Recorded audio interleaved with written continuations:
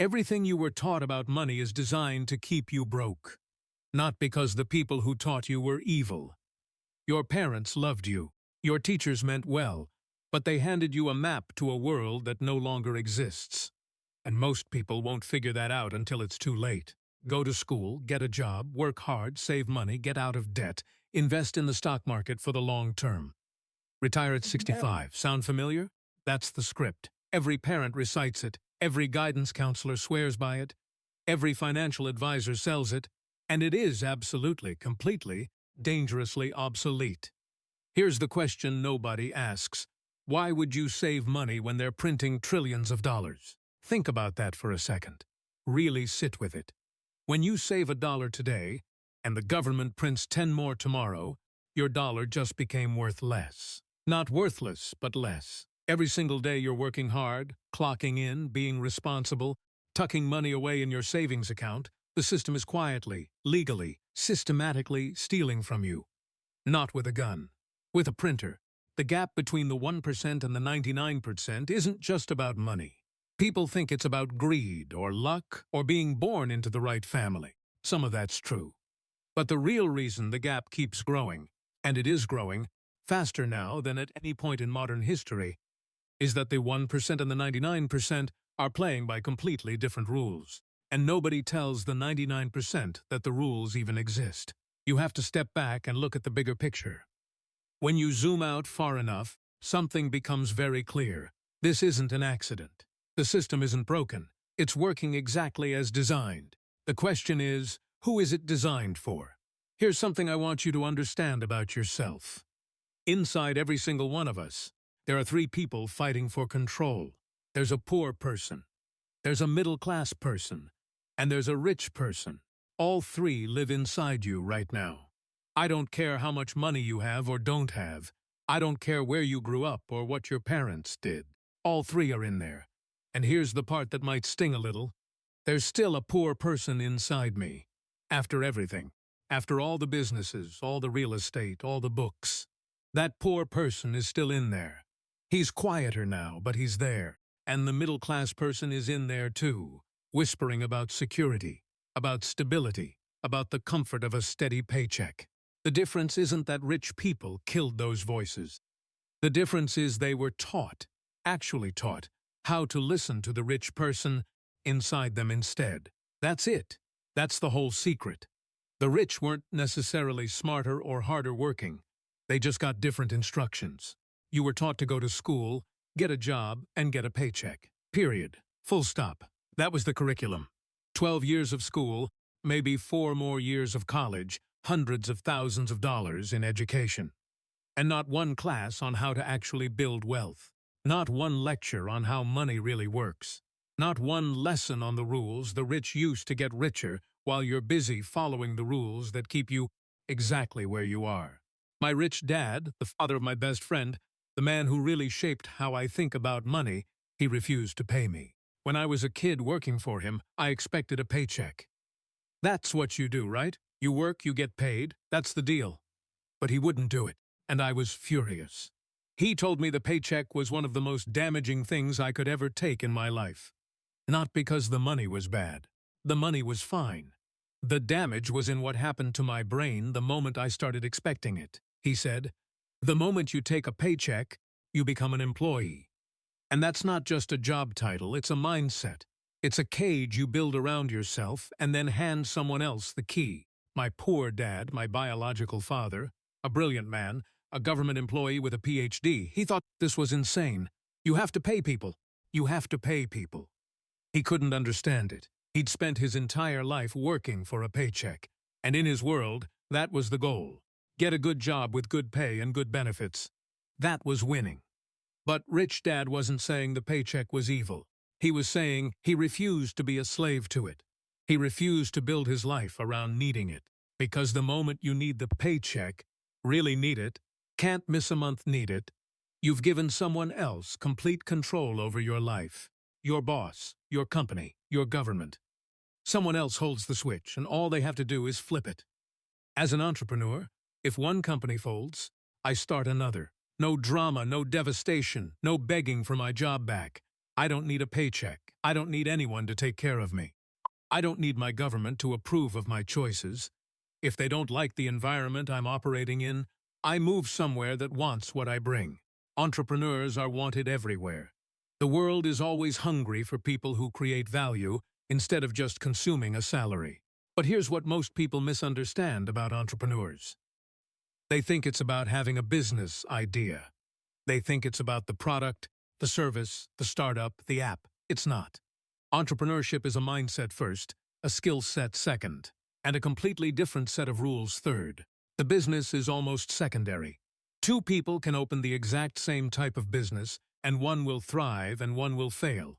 Not because of the business, but because of what's happening between their ears. Small businesses don't operate by the same rules as big businesses. Employees don't operate by the same rules as entrepreneurs. And nobody explains this. Nobody sits you down and says, look, there are two parallel worlds here and everything. The taxes, the risks, the opportunities, the thinking. Everything is different depending on which world you're in. They just shove you into one world and tell you to be grateful. If I could tell someone who's never been an entrepreneur one thing before they make the jump, I'd tell them what happened to me. I'd tell them about the day I got my last paycheck. I was working for Xerox in Puerto Rico. I was good at my job. Really good. Top salesman. And the day came when my boss handed me a bonus check instead of my regular paycheck. $30,000. Taxable? That's the first problem, but $30,000. And I looked at that check, and I felt two things at exactly the same time. Excitement and disturbance. Something was wrong, and I couldn't quite name it yet. Then this guy walks up to me. John. He'd left Xerox before, tried to make it on his own, failed, and came crawling back. He looked at me with that bonus check in my hand, and he said, "You're going to be back." I said, "Why?" He said, "Because you're going to fail." I won't repeat exactly what I said to him, but the essence of my response was this: you failed and came back. I'm going to fail and never come back. That's the difference. That's everything. Because if you leave with a safety net, if somewhere in the back of your mind you're thinking, well, if this doesn't work out, I can always go back to a job, then that's what you'll do. The moment it gets hard, the moment it gets scary, the moment you go 3 months without income, and you don't know how you're going to pay rent, you'll fold. You'll go back. And there's no shame in that. But you won't become an entrepreneur. You'll become someone who tried once and decided it wasn't for them. I failed. I had no money for years, not a little money, no paycheck, no safety net. And it was the best thing that ever happened to me because it forced me to become something. When you have nothing to fall back on, you get hungry. When you're hungry, you get smarter. And more than that, and this is the part people don't talk about, it becomes a test of your character. When you're broke and desperate, you find out exactly who you are. Will you cut corners? Will you lie to make a sale? Will you cheat someone because you need the money more than you need your integrity? Or will you dig deeper and become a better human being? That question, that pressure, it burns away everything fake about you. What's left is either solid or it isn't. And most people never find out because they never put themselves in that position. They keep the safety net. They keep the paycheck. And they keep wondering why they never feel truly alive. The benefit of entrepreneurship isn't just money, it's self-knowledge. You find out who you really are when you have nothing. And that knowledge, that certainty about yourself, is worth more than any bonus check. Now, big picture. You've got to always look at the big picture. Too many people looking at their feet. What's happening to me? What's happening right now? Will I make rent this month? I understand that. It's hard not to when the pressure is real. But if you're only looking at your feet, you'll walk off a cliff. Here's the big picture. The next 20 years will not look like the last 20 years, not even close. The world changed. Fundamentally, structurally changed. In 1971, when President Nixon took the dollar off the gold standard. Before that, money was tied to something real. After that, money became debt. Literally. The dollar in your pocket isn't backed by gold anymore. It's backed by the promise of a government. And that government can print as many promises as it wants. Most people are still operating as if we're in the pre-1971 world. Save your money, it'll be worth more later. Work hard and the system will reward you. Your house is your biggest asset. These ideas made sense once. In the world they were designed for, they were solid advice. But that world is gone. And using an old map in a new world doesn't just slow you down. It sends you in exactly the wrong direction. Think about when you go to the supermarket and pick up a carton of milk. What do? You check the expiration date. Automatically, without thinking. Because you know that what's inside might have been fine last month, but it can kill you today. Most people never check the expiration date on their ideas. They're walking around with concepts about money, work, success, and security that expired decades ago, and they're wondering why they feel sick. Moore's law tells us that information doubles every 18 months. Everything becomes obsolete in 18 months. The knowledge you graduated with is already outdated. The skills that made you hireable 5 years ago might make you replaceable today. And the financial strategies your parents used, that worked for your grandparents, are not just outdated, they're actively working against you in today's economy. I know people who went to Harvard, brilliant people, hard-working people, and I look at them now and I want to ask, what exactly did you pay for? Because that was 50 years ago. Information has doubled over and over and over since then. The degree on the wall is a photograph of a world that no longer exists. Here's something that will break your brain if you let it. The banks today are charging you interest to save money. Let that land. You put your money in a bank, your hard-earned after-tax dollars, and in some places, the bank now charges you for the privilege of storing it. Why? Because they've printed so much money they don't want yours. They have too much. Your savings are a burden to them. Savers are losers. Cash is trash. I know that sounds harsh. I know it goes against everything you were raised to believe. But look at the numbers. Look at what inflation does to the cash sitting in your account while you sleep. Every year, its purchasing power shrinks. You're not protecting your future. You're slowly, quietly, politely going broke. So what do you do instead? You learn to use debt. I know. Everything in your body just resisted that. Get out of debt, that's the mantra. Dave Ramsey, Suze Orman. Cut up your credit cards. Pay off your mortgage early. Live debt-free. I understand why that advice exists. For consumer debt, credit cards, car loans, financing a lifestyle you can't afford, yes, get out of it. That debt is destroying you.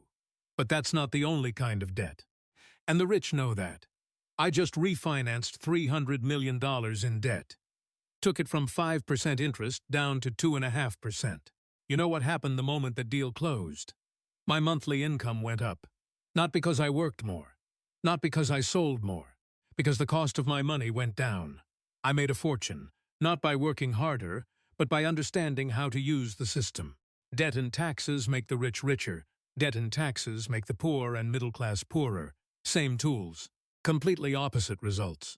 The difference isn't the tools, it's the knowledge of how to use them.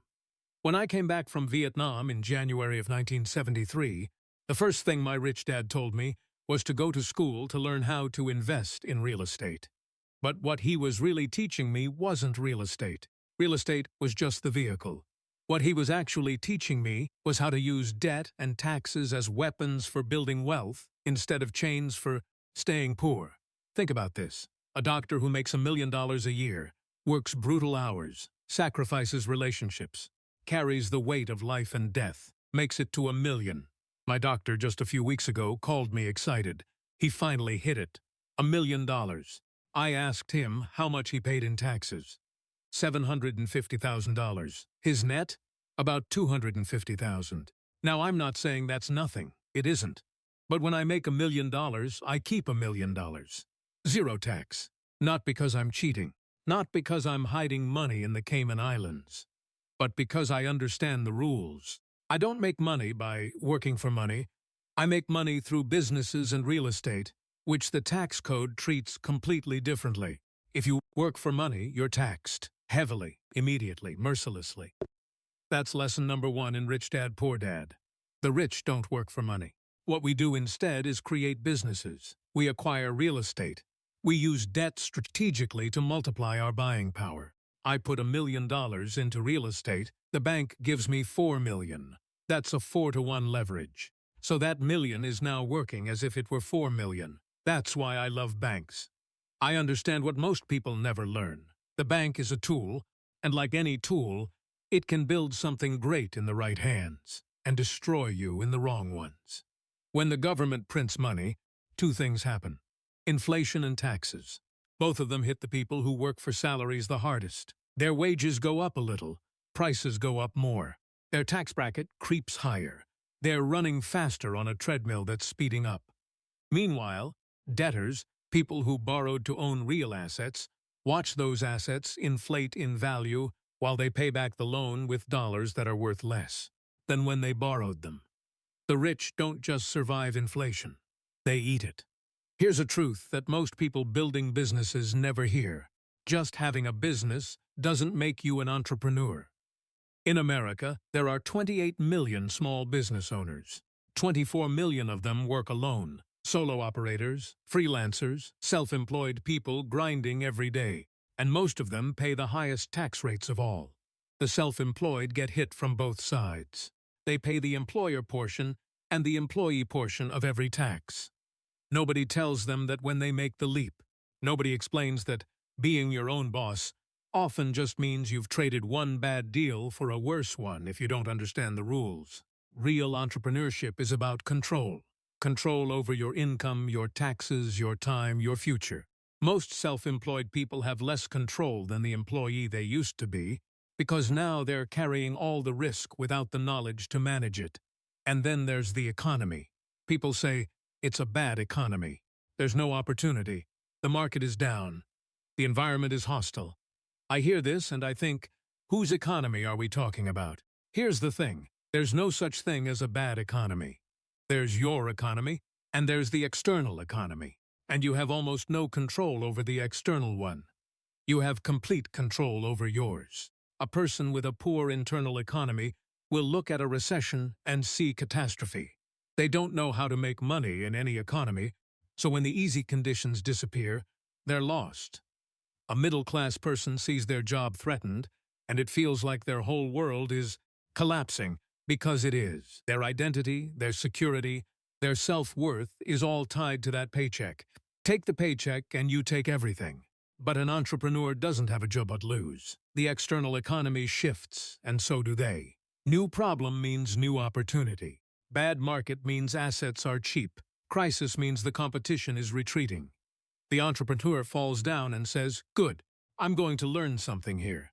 I'm going up higher when I get back up. The average person falls down and looks for someone to blame. The economy, the government, their boss, their circumstances. Bad things happen to them and they go smaller, safer, more afraid.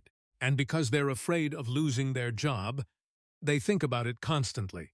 They perform from a place of fear, and, almost inevitably, they lose it. What you fear, you feed. What you focus on, you find. This isn't mystical, it's mechanical.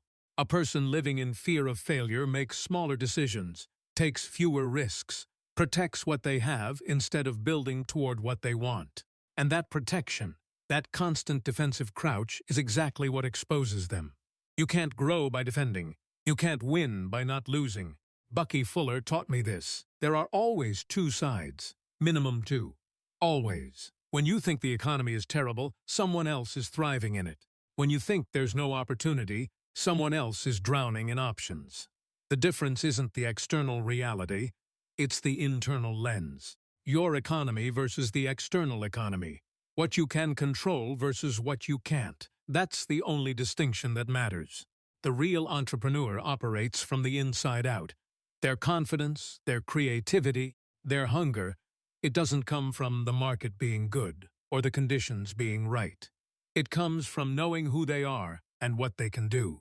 When they fail, and they will fail, failure is not optional. Failure is part of the curriculum. They don't collapse. They extract the lesson. They get back up. They go higher than they were before. That's not a motivational poster. That's a skill. And like every skill, it's built through practice. Every time you fail and choose to grow instead of fold, you become more capable of surviving the next fall. Eventually, the falls stop feeling like falls. They start feeling like launches. But a person with a weak internal foundation someone who has never tested themselves, never sat with nothing, never had to dig deep and find out what they're actually made of. That person is fragile. Everything they have is tied to external conditions. Good market, good job, good economy, they're okay. Anything shifts, they shatter. The moment you take a paycheck, you're an employee. That's not an insult.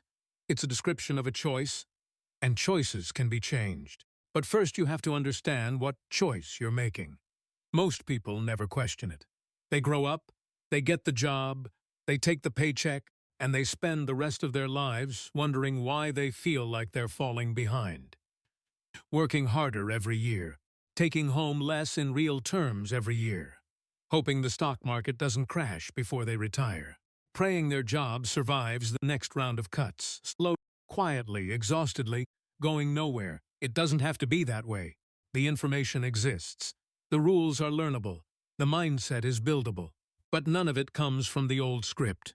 None of it comes from the advice handed to you by people who were handed the same outdated advice, by people who got it from a world that is completely gone. Check the expiration date on your ideas. The ones that have expired, let them go. It's not disrespecting the people who gave them to you. It's honoring the fact that the world has changed and you are willing to change with it. The rich keep getting richer because they understand what's actually happening.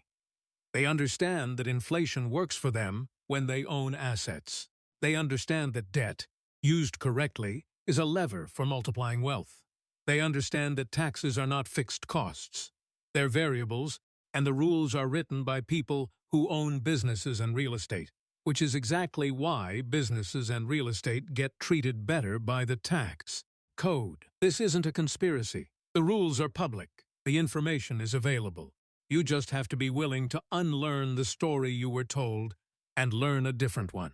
Your job, if you choose to accept it, is to develop your internal economy, to take control of what you can control, to build the mindset, the skill set, and the knowledge that makes you dangerous in any economy.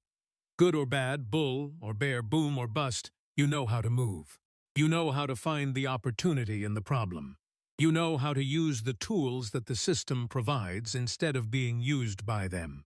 That's what it means to be an entrepreneur. Not a job title, not a business card, not a startup. A way of seeing the world, a way of standing in it, a way of responding when it knocks you down. The world is going to keep changing faster than ever. Information will keep doubling. Industries will keep dying and being reborn. The money will keep being printed. The gap will keep widening between the people who understand the new rules and the people still following the old ones. You have a choice. You can keep following the expired map, or you can burn it and learn to navigate by something real. The poor person inside you is afraid. The middle-class person inside you wants security.